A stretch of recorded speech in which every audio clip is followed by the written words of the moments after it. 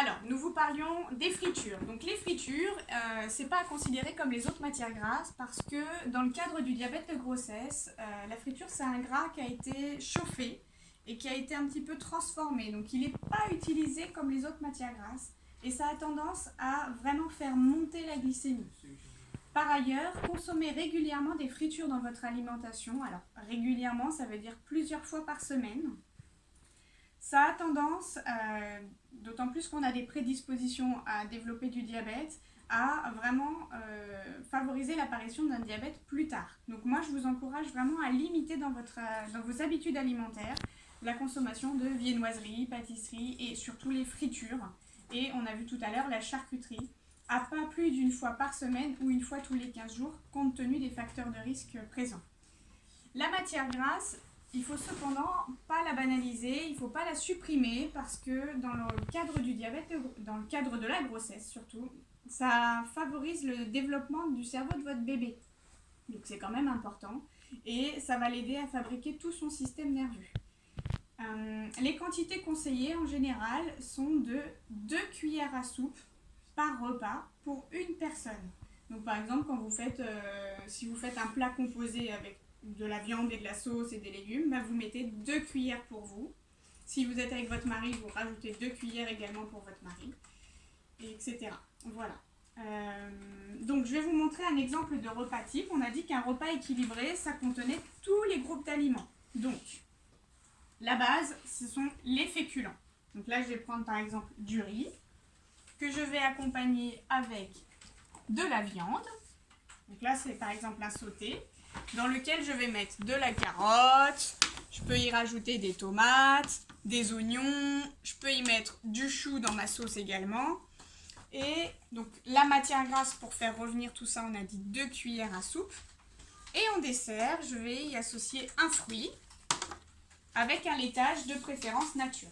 Donc ça peut être un yaourt ou un fromage. Voilà. Donc ça, c'est un repas type équilibré qu'on vous conseille de consommer le plus régulièrement possible, le midi et le soir.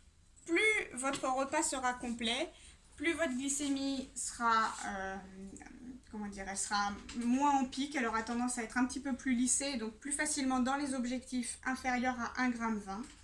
Et surtout, moins vous aurez des envies de grignotage et faim après. Alors, pour la quantité de féculents, on vous conseille, mais ça c'est pareil, c'est à adapter en fonction de chacun.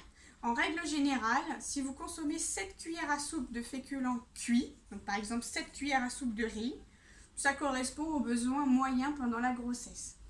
Dans un bol, ça fait la quantité des 3/4 d'un bol comme ça. Vous voyez, un bol basique. Les 3/4 du bol, ça correspond aux 7 cuillères à soupe de féculents. Donc, il y a des féculents qu'on a du mal à à mesurer avec la cuillère, par exemple les spaghettis. Dans ces cas-là, dans le bol, c'est pratique. Et puis, la mesure est quand même un petit peu plus fiable qu'avec la cuillère, parce qu'avec la cuillère, des fois, on fait des grosses cuillères, des petites cuillères. Donc, le bol, ça peut être pas mal. Voilà. Si jamais vous avez envie, parce que ça peut arriver, de manger également du pain à table. Par exemple, on a fait un plat en sauce, on a envie d'y associer du pain. Dans ces cas-là, alors je vais prendre plutôt ce pain-là, on y associe un petit morceau de pain et on diminue la quantité de riz que je vais mettre dans mon repas. Donc au lieu de faire 7 cuillères à soupe de riz ou les 3/4 d'un bol, je vais peut-être en mettre que 4 ou 5 avec la moitié du bol, ce qui correspond à la moitié du bol. D'accord ? Si j'ai pas envie de me prendre la tête et de cuisiner et des légumes et des féculents, ça peut arriver. Dans ces cas-là, je fais que mes légumes et j'y associe du pain. Dans ces cas-là, le morceau de pain, il peut être un petit peu plus consistant. Ça correspond à une baguette coupée en 3. Voilà. Ça va jusque-là. Donc ça, ce sont des règles de repas équilibrés. Si jamais vous avez envie de changer du yaourt nature, que c'est difficile pour vous de le consommer, on peut très bien mettre en dessert des laitages sucrés. Alors, par exemple, un yaourt à la fraise. Et donc, dans ces cas-là, comme le yaourt à la fraise est sucré, je vais supprimer mon fruit de mon dessert pour pouvoir y intégrer le yaourt sucré. Voilà. Donc ça, c'est pas à faire quotidiennement parce que du coup j'ai supprimé mon fruit, j'ai plus mes vitamines, c'est pas très intéressant. Mais par contre, ça me permet de temps en temps de varier quand même et de ne pas toujours manger des laitages nature si c'est difficile. Après, vous avez toujours la possibilité de couper votre fruit et de le mélanger au laitage nature. C'est pas mal, hein, ça se mange assez facilement comme ça. Si vous avez envie de consommer des produits sucrés, comme par exemple une tarte aux pommes, le principe est le même. Donc, à la fin de mon repas, je consomme ma part de tarte. Dans ces cas-là, je supprime mon fruit. Et au niveau du féculent, au lieu d'avoir la quantité habituelle, je vais réduire. D'accord ? Donc si c'était du pain, je passe sur un morceau plus petit. Si c'était du féculent, je passe sur 5 cuillères au lieu de 7, ce qui permet de compenser la part de gâteau en dessert. Donc vous voyez, pareil, c'est pas à faire au quotidien parce que du coup ça m'a fait supprimer mon fruit et je mange un petit peu moins de féculents. Donc ça peut le faire quand j'ai envie de me faire plaisir, mais pas tous les jours. Peut-être une fois dans la semaine dans ces cas-là. D'accord ? Voilà. Donc je refais un repas équilibré pour que vous puissiez bien l'avoir en mémoire. Un repas avec des légumes, de la viande ou du poisson, des féculents, un laitage et un fruit. Pour le petit déjeuner, en réalité, le petit déjeuner, il peut être composé de la même manière. Donc, on a du pain. Alors, je le mets plus petit parce qu'au petit déjeuner, on a moins besoin de calories que sur les repas principaux. Mais si j'ai envie d'y laisser ma salade, je peux y laisser ma salade. Je peux y mettre un fruit, un laitage. Et si j'ai faim, je peux même y mettre soit du jambon blanc, soit des œufs. Et ça me fait un petit déjeuner complet. A l'inverse, si j'ai pas faim le matin et que tout ça, ça me fait beaucoup trop, je ne suis pas obligée de manger tout ça. Je peux très bien me contenter que de ça, voire que de ça ou que de ça. À vous de voir en fonction de ce qui vous convient. Ou alors, je peux même manger qu'un fruit. Si vraiment c'est difficile, le matin, j'ai pas l'habitude de prendre de petit déjeuner, ça peut être juste un fruit. Voire une compote. Ce qui nous permet d'avoir quand même un minimum de sucre pour démarrer la journée. C'est important, dans le cadre du diabète, de prendre un petit déjeuner. Parce que sinon, entre la veille, le repas du soir et le lendemain, l'heure du déjeuner, c'est beaucoup trop long. Votre corps, il n'est pas en mesure de gérer ça. Et donc, la glycémie va avoir tendance à remonter. D'accord ?